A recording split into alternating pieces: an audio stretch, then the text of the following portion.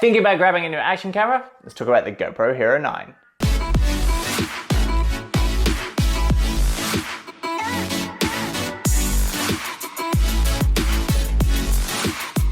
Hey guys, Chris from Stoked Travel here. Welcome back to the channel. Now before I get started, make sure you hit that subscribe button so you don't miss out on any video goodness.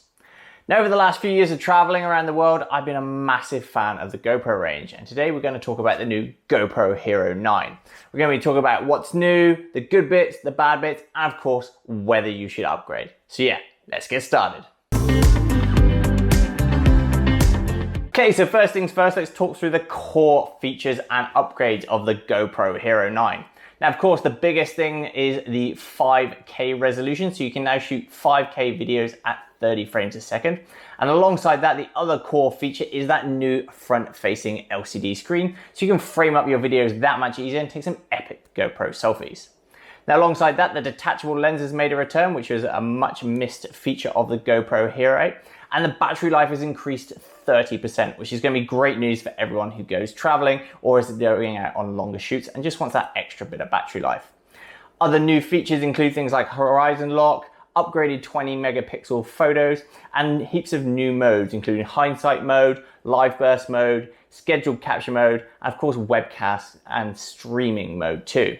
Now, alongside that, Hypersmooth and Time Warp have both been upgraded to 3.0, which builds on all the epic features of the Hero 8.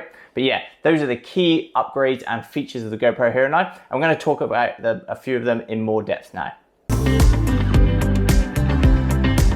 So first up, let's talk about 5K footage and whether that alone is reason to upgrade to the GoPro Hero 9. Well, 5K from a spec point of view is definitely more aimed at power users, and for 99% of GoPro users, 5K is actually not going to be as big a deal as you might think. Now, the two main reasons for this is the 5K footage files are massive, so they're going to eat into your memory card quite quick, and also because of these large, high-definition files, editing 5K footage is going to be a bit of a nightmare for the average user too.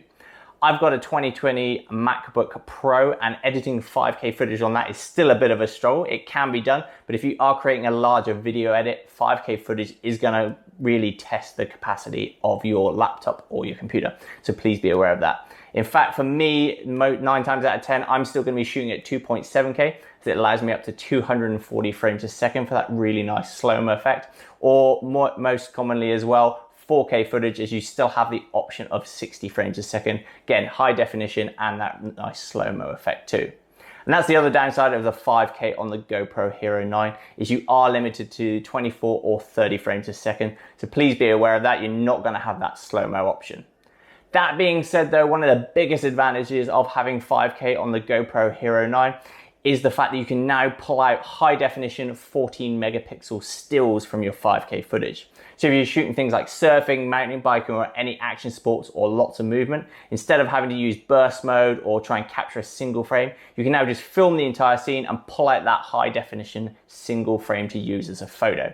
You can easily do this using the GoPro app, so you don't need to load it into your computer to do. But yeah, that's one of the biggest advantages of 5K. So yeah, overall 5K for the average GoPro user, not a deal breaker and not reason alone to upgrade, but it does have some great advantages if you do go for the Hero 9. Now, the next big feature that a lot of people are going to be considering when upgrading to the GoPro Hero 9 is the fact that we finally have that front-facing LCD screen. So if you're creating videos, it allows you to just frame everything that much better. And if you're taking GoPro selfies, it is really going to help things out too. Now, this is definitely a big feature for those who are vlogging for the GoPro. You can check out the link to my full GoPro vlog video below, so you can have a look at all the kit I use for vlogging with my GoPro. But yeah, that front-facing screen is just going to make everything that much simpler. The only downside so far though is the fact that there is quite a bit of lag in the front-facing LCD screen, and something I've noticed quite a bit while shooting. So if you do pan it around, the screen does take a few seconds to catch up, which for most people isn't going to be a huge issue as you're just using it as a bit of a guide, but is definitely something to consider. Also, if you're shooting higher frame rates, such as 120 frames a second or 240 frames a second, or in high definition in the new 5K mode, you're also going to experience quite a bit of lag or frame drops on that front-facing screen. Overall though, the front-facing screen is going to be one of the biggest features people are going to consider when upgrading to the GoPro Hero 9. So yeah, if that's a killer feature for you, that's reason to upgrade alone. Now for me, and I think a lot of GoPro users, one of the biggest features of the GoPro Hero 9 is actually going to be the return of that detachable lens. Not so much so you can easily replace it, which is also a great positive, but the fact it brings with it the Max Lens Media Mod upgrade as well. Now adding on the Max lens gives you that awesome Max Hero mode that people who use the GoPro Max absolutely love, and that's that huge 155 degrees field of vision, which allows you to capture a whole amount of the scene that you're shooting behind you. More importantly with that though, it also brings in another feature of the GoPro Max, which is horizon leveling. So this will now allow you to move your GoPro around as much as you want and keep a dead level picture in the frame. This is going to be great for action photography, just give a different angle, a lot more creative experiences. A couple other pro surfers have been using it to great effect as well. Of course, people like mountain bikers and skydivers, anything with a lot of movement, it's going to give you a lot of creative options. Unfortunately, on launch, the Max Lens Media Mod isn't available. It's going to be launched in mid-October. But yeah, that's going to be one of the first things I'm going to be buying for my GoPro Hero 9 and one of the things I'm most excited about. So yeah, check out the advantages of the GoPro Max Lens Media Mod, and that's going to be a great upgrade too.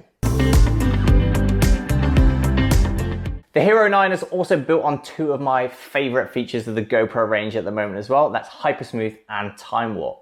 Now Hypersmooth 3.0 and Time Warp 3.0 take their predecessors to the next level, and Hypersmooth 3.0 is super silky and smooth, and Time Warp 3.0 is really epic as well. What's more, with the Time Warp 3.0 is you can now use that horizon leveling feature, which keeps everything super straight and makes a huge difference and takes out a lot of post-production editing as well.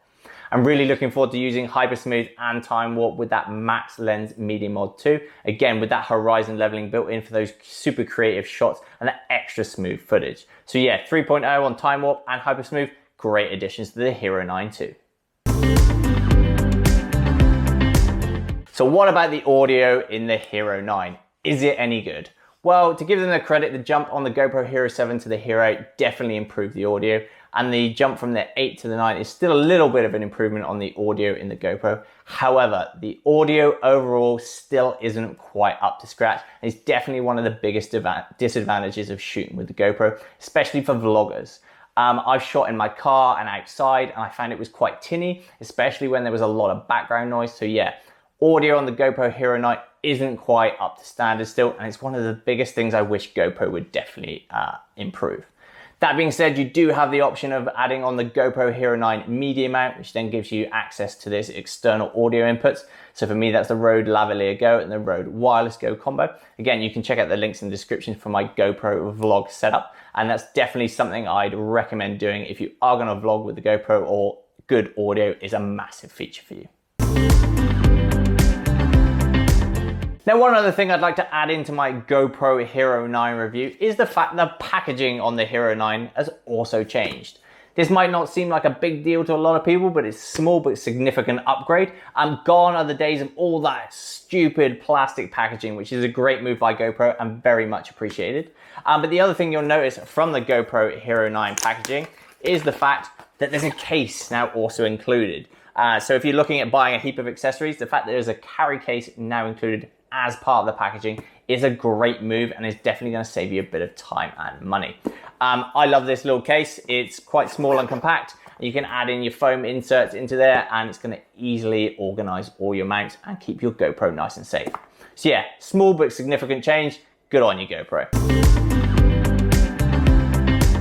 Okay, so we've talked about all the good things and all the upgrades of the Hero 9, so now let's get to the bad side of the Hero 9. Now, after testing it for the last few weeks, there are 4 major things that I've flagged up with the GoPro Hero 9 that is something to keep in mind if you are looking to upgrade or even purchase this as your first GoPro. Now, the first thing is actually the front-facing screen. The lag on that did get quite annoying. I'm really hoping that GoPro can quickly fix that with either a software or a firmware update. There was a similar issue with the Osmo Action when it was launched, and that got all fixed. So I'm hoping that'll be upgraded as well. For a lot of users, that's not going to be a major thing. You're just going to be using that to frame up your shots, but it is something to keep in mind. The other thing I did flag up pretty quickly was the responsiveness of the touchscreen on the back of the GoPro Hero 9. It's a nice bigger screen over the Hero 8. However, I did find it a little bit more fiddly to use, especially when you're setting things up at the beginning, and it did feel a little bit less responsive than the Hero 8. I actually ended up pairing it up with the GoPro app and just editing up things that way, which definitely fixed it. But again, it's something to keep in mind that if you're out shooting, if you want to tap through it, sometimes they just feel like they aren't as responsive as the Hero 8. Again, small niggle, but it can build up pretty quick. Weirdly, on that side of things, I found when it was in the water, when I was shooting surfing, the touchscreen was actually more responsive. So go figure on that. But that was kind of nice that I could quickly flick through modes and edit settings in the water, whereas that was pretty much unusable on a lot of the other GoPros. The other major downside to keep in mind, which I've already kind of quickly touched on, is the audio in the Hero 9. It's better than the Hero 8 and of course the Hero 7, and especially all the other GoPros before that, but it's still not quite professional quality. And if you are gonna want good audio out of your GoPro, I would go with the media mod and an external audio source. I was really hoping for a dedicated 3.5mm audio jack in the GoPro Hero 9, which is something we didn't get, unfortunately. But yeah, again, audio is something to consider if you are upgrading or if that is important to you, of course. The other thing I was really hoping for the GoPro Hero 9 was 4K at 120 frames a second. They've obviously substituted that for 5K instead, but I feel like 4K at 120 frames a second would have been a much more usable upgrade for the GoPro Hero 9. So again, that's something hoping that, fingers crossed, those two things will be tackled with in the GoPro Hero 10. But for the GoPro Hero 9, keep in mind, front-facing screen, responsiveness as a back-facing screen, lack of 120 frames a second in 4K, and of course that inbuilt audio as well. So yeah, those are things to weigh up when you are considering upgrading. Nice, quick and easy FAQ for you now. Do my existing GoPro mounts fit the Hero 9? Well, the answer is for 99% of mounts and accessories, yes, they will fit the Hero 9. The GoPro Hero 9 carries on the folding fingers of the Hero 8, which, as you remember, they were still compatible with old existing mounts. So things like your poles, your floaty grips, and all your mounts and clips are still compatible with the Hero 9, which is great news. There are, however, two major exceptions to that rule. The first is the dive housing. Because the GoPro Hero 9 is bigger than the other GoPros, and including the Hero 8, you will need to invest in a new dive or super suit housing. The other big one to keep in mind is the form factor on the Hero 9 being bigger also means the media mod accessory is now also a Hero 9 only version 2. So if you do have a GoPro Hero 8 and you've already shelled out for a new dive housing and media mod, which you needed to upgrade for the Hero 8, you will need to do that again for the Hero 9 too. Bit of a bummer, but if you are using it professionally, that's something you got to take in mind with the cash outlay if you're purchasing all your extra mounts. But for the vast majority of GoPro accessories and mounts, the Hero 9 is still compatible. So now let's get down to the nitty gritty. What is the GoPro Hero 9 gonna set you back? Well, the launch price of the GoPro Hero 9 is $449.99. So it's on par with the other GoPro releases. That being said though, at the moment there is a bit of a deal running on the GoPro official site, and you can pick up the Hero 9 for just $349.99. Now this also includes a year's subscription to GoPro Subscribe, which includes 2 replacements a year and up to 50% off your accessories as well. So that's a massive deal at the moment, and if you are looking at buying a whole heap of mounts, including things like the media mod, dive housing and things like that, that does save you quite a bit of money on that as well. So yeah, at the moment, $349.99 from GoPro. The usual price is $449.99. But yeah, that's what the GoPro Hero 9 is gonna set you back. Okay, so now the big question. Should you upgrade to the GoPro Hero 9? Well, if you're currently rocking a GoPro 6 or below, I would say yes. Upgrade to the GoPro Hero 9 is gonna be a massive jump. Things like Hypersmooth 3.0, the front-facing screen, 5K, and all the extra resolutions and frame rates are gonna make a massive difference to your GoPro experience. So yes, Hero 6 and below, definitely upgrade. When it comes to the Hero 7, I'm still gonna say yes, upgrade to the Hero 9. That front-facing screen, the increased audio, and the fact that you do get the media mods for your external audio are big advantages. And of course, that switch out to the Max lens media mod is also a great thing as well. So yeah, if you're rocking a Hero 7 and you can afford it, upgrade to the Hero 9 as well. Now, things get a bit more difficult when we talk about upgrading from the GoPro Hero 8.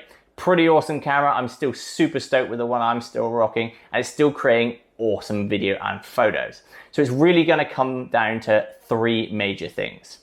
If you want a front-facing screen built into the camera, and that's massively important to you, especially for vloggers, then yes, you're gonna wanna upgrade to the Hero 9. If you do want that 5K footage, again, you're gonna have to upgrade to the Hero 9 to use that. So for professionals, that's gonna be a massive advantage to upgrading. For a lot of people though, I think one of the funnest things about the Hero 9 and one of the other reasons I would say yes to upgrade from the Hero is that max lens media mod. It's gonna open up a lot of creative avenues and it's a really fun tool for any videographers and photographers out there. So yeah, other than that, the Hero 8 is still a solid choice, but if the front-facing screen, 5K or that max lens media mod is a game changer for you, then yes, upgrade to the Hero 9. So what are my overall impressions of the GoPro Hero 9? Well, I've tested it out over the last few weeks, surfing, skating, or generally going around through town, and it's handled everything I can throw at it. That bigger back-facing screen makes things easy to frame up and is clean and crisp even on the sunny days. That front-facing screen allows you to frame up your videos and GoPro selfies that much easier, which makes it great for vlogging too. Sure, there are some downsides to it, and that lack of 3.5mm audio jack is still a bit annoying, and I haven't got my hands on the GoPro media mod for it yet, so I haven't been able to fully test it out. Wait for that to come through. But overall, I'm absolutely loving the GoPro Hero 9. It does everything it says on the tin. Admittedly, I haven't used 5K that much. I don't have that much use for it. I'd much rather shoot in 2.7K or 4K, so have those slow-mo options. But that battery life is definitely noticeable, and that's a great asset for any videographer or filmmaker using the GoPro. And again, of course, that extra environmentally friendly packaging from GoPro is a great addition in there, and I'm very happy that they've done that. All that plastic was a massive waste, so I'm glad they've gone down that route.